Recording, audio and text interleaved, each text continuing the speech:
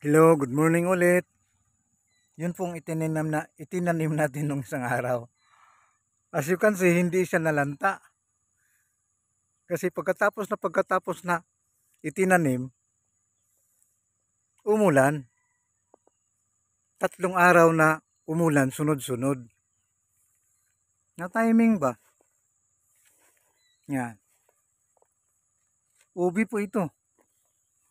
Purple, kinampay.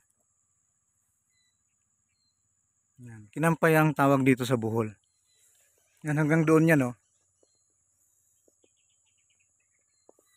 Bibilangin natin mamaya yan kung gaano kadami. Kasi ang projection ko, aabot ng mga 100. So, ang bawat isang puno maglalaman ng 3 kilo hanggang 5 kilo. Sabihin na lang natin 3 kilo. So, 100 times 3. Meron kang 300 kilos. Bawat isa, 100 pesos. Kasi mahal man itong kinampay. Mahal po ito. Kaya, 8 months lang po. Bilang lang ng 8 months. Huwag palagpasin.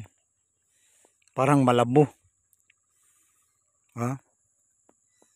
Baga sa Bisaya ay pughad. Sarap gawing halaya. Okay?